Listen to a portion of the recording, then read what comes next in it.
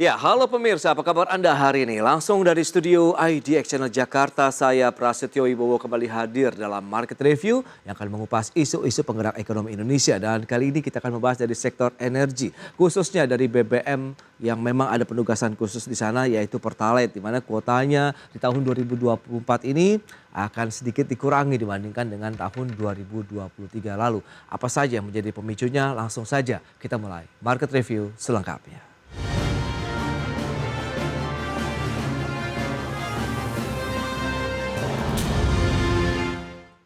Ya, Badan Pengatur Hilir Minyak dan Gas Bumi atau BPH Migas menetapkan kuota Pertalite pada tahun 2024 sebesar 31,7 juta kiloliter atau lebih rendah dibandingkan dengan tahun 2023 yang mencapai 32,5 juta kiloliter. Salah satu faktor penurunan kuota BBM bersubsidi tersebut diantaranya adalah realisasi di tahun lalu yang 92,24% dari kuota. Pengendaliannya juga disebut sudah lebih baik. Pemerintah melalui Badan Pengatur Minyak dan Gas Bumi atau BPH Migas memastikan kuota penyaluran BBM khusus penugasan atau JBKP jenis Pertalite pada 2024 sebesar 31,7 juta kiloliter. Angka tersebut lebih rendah dibandingkan 2023 yang mencapai 32,56 juta kiloliter. Kepala BPH Migas Erika Retnawati menyatakan turunnya kuota penyaluran Pertalite pada tahun 2024 lantaran realisasi konsumsi Pertalite sepanjang 2023 yang tidak mencapai kuota yang ditetapkan, yakni hanya sebesar 92% atau sekitar 30 juta kiloliter. Kondisi tersebut karena pengendalian BBM sudah baik yang dibarengi dengan beralihnya masyarakat menggunakan transportasi umum dibandingkan kendaraan pribadi. Namun demikian, Erika memastikan penyaluran Pertalite pada tahun ini belum akan dibatasi seperti solar bersubsidi. Pasalnya pihaknya masih menunggu revisi Perpres 191 tahun 2014 yang baru untuk konsumsi penggunaan solar. Sekitar 30 juta KL ya. 30 juta KL itu memang mengalami pertumbuhan dari 2022 ya, tapi memang pertumbuhannya tidak sebesar tahun-tahun sebelumnya. Kalau ditanya kenapa seperti itu, kenapa tidak mencapai target, ya berarti pengendaliannya lebih baik kan gitu ya. Satu, kedua, mungkin juga masyarakat mulai memilih transportasi umum. Kemudian untuk tahun 2024 kuota yang kami siapkan adalah sekitar 31,7 juta kiloliter ya. Jadi ini memang sedikit lebih kecil dari 2023. Erika menambahkan berbeda dengan Pertalite, penggunaan solar subsidi sepanjang 2023 justru melebihi kuota yang ditetapkan, di mana penyaluran solar bersubsidi mencapai 103% sebesar 17,5 juta kiloliter. Sedangkan untuk 2024 kuota solar bersubsidi naik 2 juta kiloliter menjadi 19 juta kiloliter. Dari Jakarta, Ade Firmansyah, IDX Channel.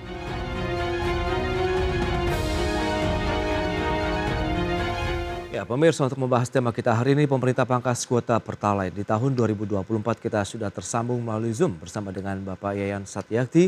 Beliau adalah pengamat ekonomi energi dari Universitas Padjadjaran. Selamat pagi, Pak Yayan. Selamat pagi, Mas Prasetyo, dan selamat pagi juga bagi pemirsa IDX Channel sekalian. Baik, Pak Yayan, terima kasih juga atas waktu yang disempatkan tadi. Di awal sudah disampaikan informasi begitu bahwa memang kuotanya di tahun 2024 ini sedikit dikurangi dibandingkan dengan tahun 2023. Yang disebutkan tadi dari sisi pendistribusian, kemudian pembatasan yang dilakukan begitu bisa dikatakan sukses. Tapi kalau dari kacamata Pak Yayan melihat dengan adanya penggunaan BBM Pertalite khususnya begitu yang tidak mencapai target di tahun 2023 itu sebenarnya apa yang bisa dilihat di sisi lain begitu? Apakah memang transportasi umum itu akhirnya banyak digunakan oleh masyarakat saat ini? Oke, terima kasih ya.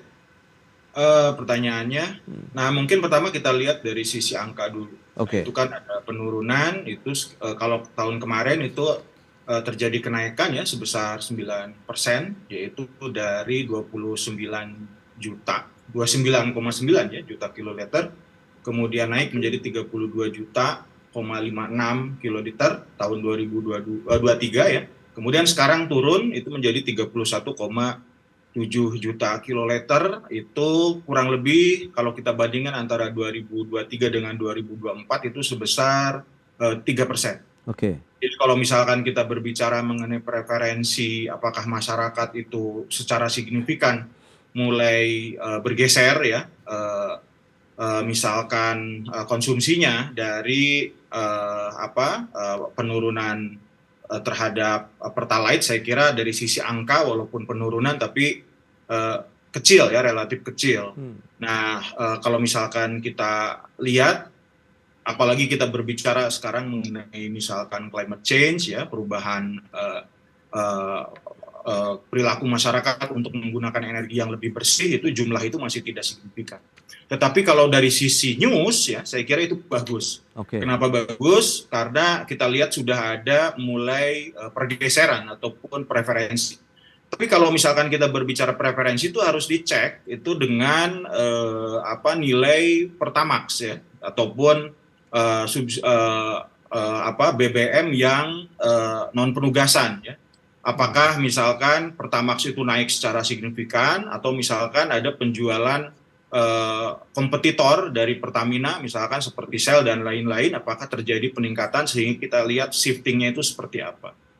Nah kemudian kalau misalkan juga sekarang kita lihat apakah transportasi publik ya, saya kira itu bisa juga, tetapi kalau kita bandingkan di sini masalahnya tidak ada data secara spasial, misalkan seperti di wilayah Provinsi DKI Jakarta ya, atau misalkan wilayah-wilayah kota besar yang ada di Pulau Jawa, seberapa besar misalkan pergeseran itu terjadi.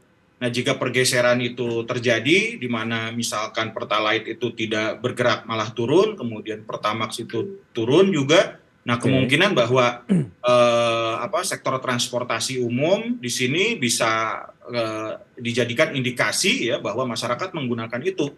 Nah, tetapi kan sangat relatif sulit ya datanya dalam jangka waktu misalkan 1 tahun ini untuk melihat hal tersebut.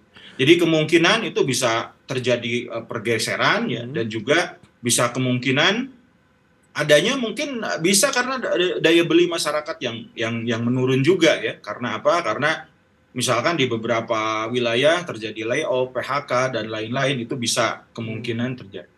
Iya. Berarti sebenarnya masih ada beberapa faktor yang perlu dikaji begitu ya Pak Yayan ya. Melihat bagaimana dengan penggunaan kuota di tahun 2023. Lantas Betul. Tetapi saya sangat setuju ya bahwa kuota BBM itu khususnya yang penugasan Pertalite itu turun. Artinya bahwa ada kemungkinan ya untuk menghemat khususnya dari sisi APBN.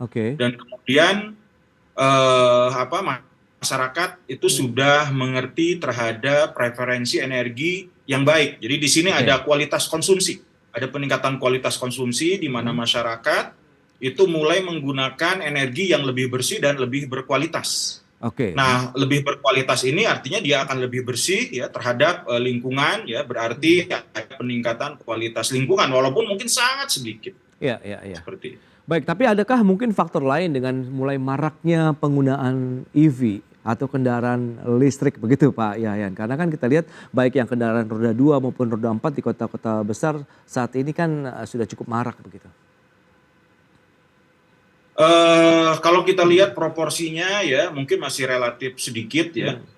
Tapi kalau misalkan kita lihat sekitar tadi penurunannya sekitar 3% ya, atau misalkan kita lihat di sini 1 juta kiloliter ya, saya kira itu relatif sedikit. Nah, itu mungkin kita bisa evaluasi tahun depan, dan juga kita lihat pergerakan dari penjualan khususnya mobil-mobil electric vehicle itu seberapa besar. Walaupun kita lihat misalkan di sektor otomotif itu sudah naik ya. Dan memang kalau dari sisi secara hitung-hitungan ekonomis bahwa harga khususnya konsumsi mobil listrik itu lebih hemat ya, bisa berapa puluh persen ya, misalkan bisa sampai 60 sampai dengan 70% ya, bahkan ada ya minimal katakan 40% itu bisa menghemat energi dan juga konsumsinya juga bisa lebih murah, tetapi kalau misalkan hanya baru mungkin beberapa bulan terakhir ya, katakan 1 semester, saya kira itu angkanya tidak begitu signifikan. Oke, dan kita tahu juga ada kebijakan pembatasan BBM Pertalite yang juga belum diberlakukan, meskipun ya kita tahu juga rencananya sudah digaungkan sejak tahun 2022 lalu, yang karena juga masih menunggu penetapan regulasi, ada Perpres di sana. Lantas bagaimana Anda melihatnya? Kalau kita lihat ya mungkin ini salah satu juga selain dari tadi kemungkinan transportasi publik, kemudian Oke. juga adanya perubahan preferensi masyarakat terhadap kualitas penggunaan BBM ya, dan juga tadi ya masalah efektivitas subsidi, Oke. khususnya efektivitas dari alokasi ataupun distribusi dari BBM penugasan. Walaupun saya lihat di beberapa daerah ya, misalkan seperti di Bandung ya, itu orang masih tetap menggunakan misalkan BBM penugasan ya, misal ada yang plat merah, kemudian juga ada yang mobil katakan 1.500 atau misalkan Ya. 2.000 cc itu masih menggunakan itu.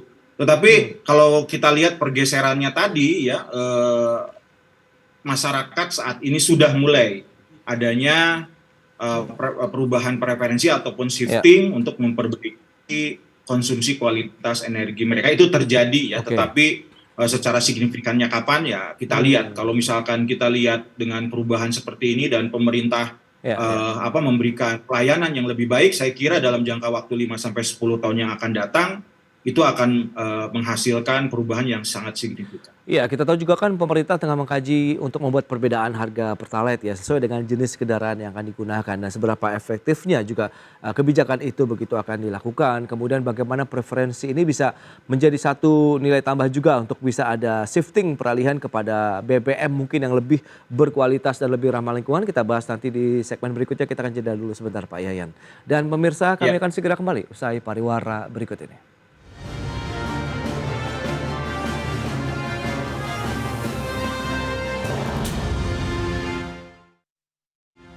Ya, Anda masih bergabung bersama kami dalam Market Review. Pemirsa, berikut ini kami sampaikan sejumlah data untuk Anda terkait dengan anggaran belanja subsidi BBM jenis tertentu.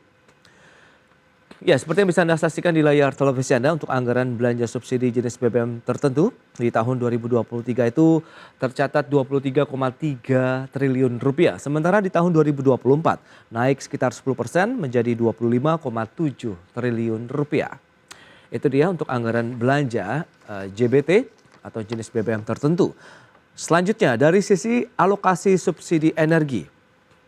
RAPBN tahun 2024 itu 185,9 triliun. Dan di tahun 2024 rencananya ada 189,1 triliun rupiah, berarti ada kenaikan sekitar 1,73% untuk alokasi subsidi energi. Baik, itu dia beberapa data yang akan kami elaborasikan nanti bersama dengan Bapak Yayan Satyakti. Pak Yayan, kita akan lanjutkan kembali. Bicara mengenai beberapa data tadi yang sudah disampaikan, anggaran belanja subsidi untuk JBT, jenis BBM tertentu ini justru mengalami kenaikan 10%. Apa yang bisa Anda review nih Pak? Ini disebabkan karena harga ya, jadi harga minyak dunia kalau kita lihat di sini secara global, misalkan seperti negara-negara di Timur Tengah, bahkan itu di Arab Saudi ya, mengatakan bahwa break-even point untuk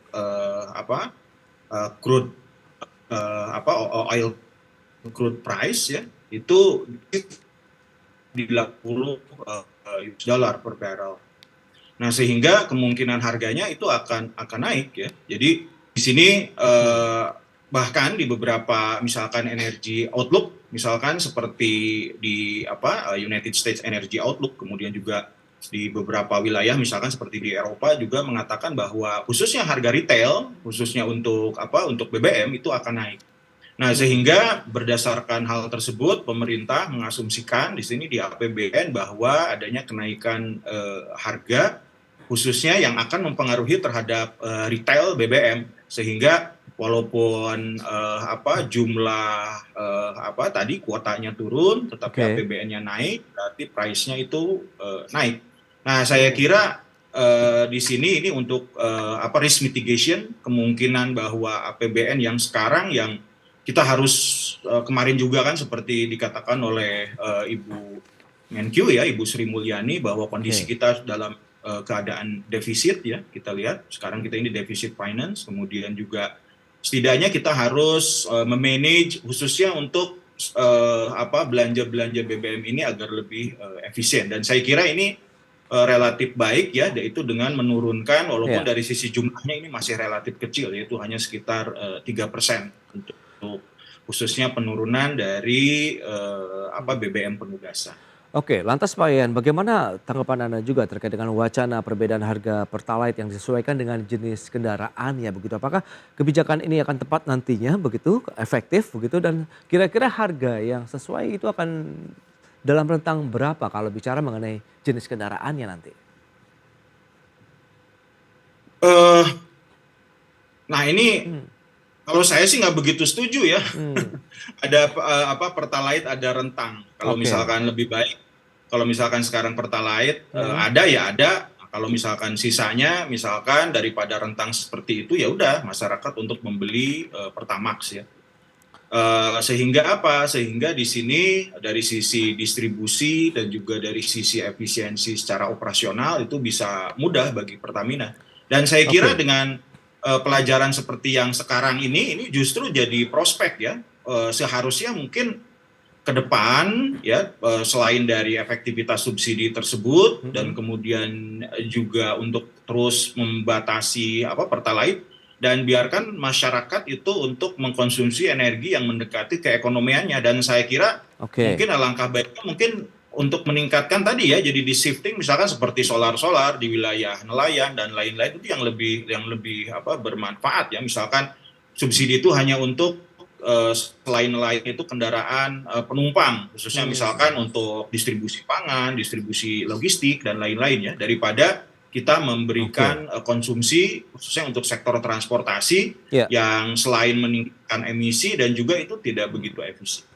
Iya, tadi di awal juga Anda sempat menyinggung terkait dengan daya beli masyarakat begitu, dengan kondisi ekonomi yang ada saat ini, ada beberapa sektor juga yang mengalami tekanan begitu ya dari sisi industrinya. Apakah itu juga menjadi salah satu faktor juga akhirnya tidak tercapainya penggunaan kuota di tahun 2023? Ya, mungkin kalau detail ya, Hmm, secara detail di sini saya hanya memperlihatkan ada iya. beberapa indikasi ya. Hmm, Jadi indikasinya kalau kita lihat ada perlambatan misalkan seperti ekspor ya yes. dan lain-lain.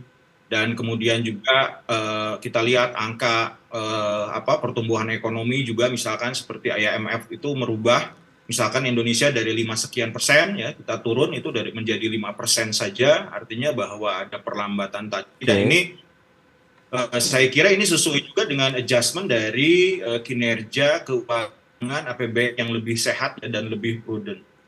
Nah, sehingga Oke. dengan kondisi seperti itu ya memang seperti pengeluaran khususnya untuk konsumsi BBM itu memang harus turun ya, untuk melakukan efisiensi dari sisi APBN, dan Iya. kemudian mencoba bahwa pemerintah itu menyediakan energi ataupun solusi-solusi alternatif khususnya untuk energi alternatif agar secara perlahan-lahan masyarakat diedukasi untuk shifting seperti itu. Hmm. Baik, berarti tahun 2024 ini akan lebih smooth begitu kalau kita lihat dengan beragam upaya yang sudah dilakukan di sepanjang tahun 2023 lalu. Apakah perlu ada strategi baru? Tahan lagi jawabannya Pak Yayan, kita akan jeda kembali sebentar. Dan pemirsa, kami masih akan segera kembali sesaat lagi.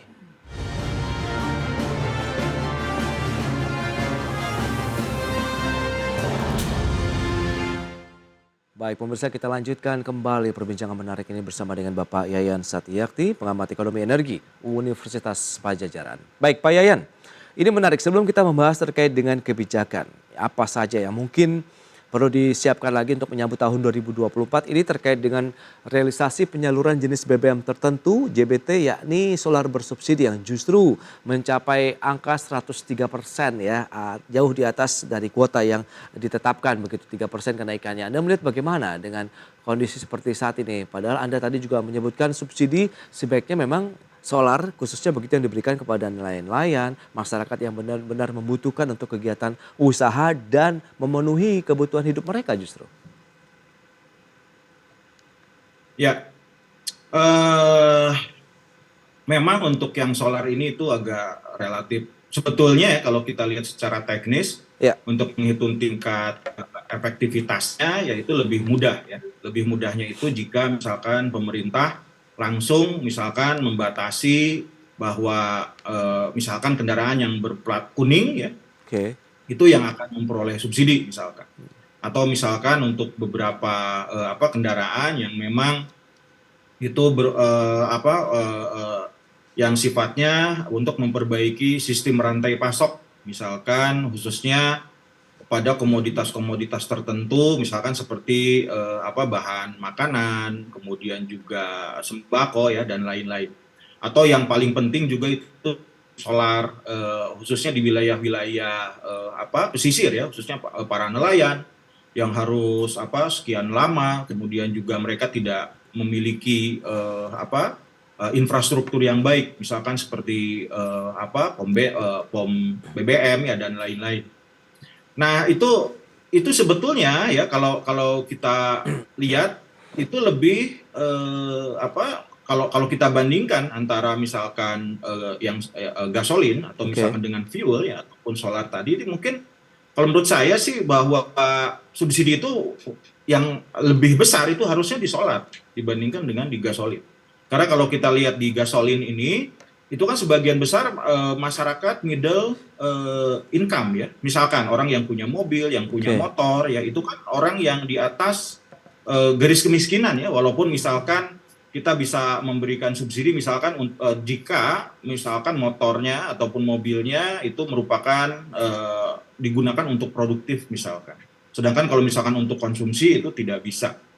Nah, adanya pergeseran yang lebih efektif ini ya saya kira itu akan memperbaiki juga struktur APBN kita dan juga akan mengurangi khususnya dari multi round effect ya ketika BBM ataupun subsidi BBM itu dicabut. Karena yang selalu menjadi masalah itu bahwa multi round effect ketika misalkan subsidi BBM ini dicabut yaitu pada misalkan seperti komoditas padi atau misal beras maaf ya khususnya ke harga yang sifatnya ke sembako. Nah sedangkan kalau kita lihat yang di gasolin itu sekarang itu orang sudah yang mengkonsumsinya juga tidak sebanyak dan juga tidak memberikan multiplier effect sebesar yang di khususnya BBM solar. Nah saya kira dan ini terlihat ya ketika misalkan terjadi pemulihan ekonomi, kebutuhan khususnya BBM solar itu lebih meningkat karena apa? Karena tadi ketika pemulihan ekonomi, kemudian juga trade-nya itu berjalan, kemudian juga hub-hub perdagangan semakin membaik, maka konsumsi dan lain-lain juga sama. Dan ini memang yang harus menjadi perhatian khususnya bagi pemerintah. Oke Pak, lantas bagaimana proyeksi Anda di tahun 2024 ini untuk penyaluran, pendistribusian BBM penugasan khusus begitu seperti Pertalite ini? Apakah juga akan lebih smooth di tahun 2024 ini? Ya mudah-mudahan ya itu tidak kejadiannya seperti tahun yang lalu ya. Kita tidak bisa memprediksi dengan baik sehingga sampai terjadi perubahan ya di APBNP sehingga subsidinya menjadi membesar.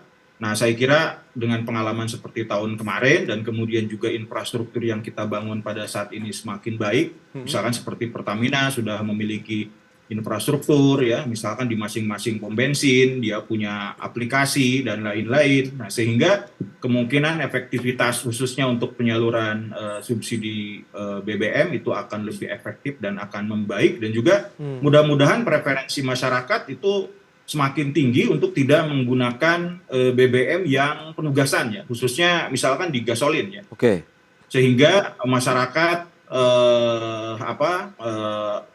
berlaku ataupun meningkatkan kualitas khususnya konsumsi BBM agar menjadi BBM yang ramah lingkungan dan lebih berkualitas. Ya, itu dia beberapa faktor ya begitu yang bisa mempengaruhi dari penggunaan BBM Pertalite di tahun 2024. Ada preferensi masyarakat juga yang semakin membaik, berarti dalam artian memang ada shifting dari BBM yang mungkin roundnya di sekitar 90 naik lagi menjadi 92 dan seterusnya. Berarti memang sudah ada begitu kesadaran di masyarakat untuk menggunakan BBM yang lebih ramah lingkungan. Dan tadi Pak Yayan juga sudah menyebutkan ramah juga buat mesin begitu ya Pak Yayan ya. Betul, betul. Baik Pak Yayan, terima kasih banyak atas waktu dan sharing yang sudah Anda sampaikan kepada pemirsa pada hari ini. Selamat melanjutkan aktivitas Anda kembali. Salam sehat Pak Yayan, terima kasih. Salam sehat. Ya.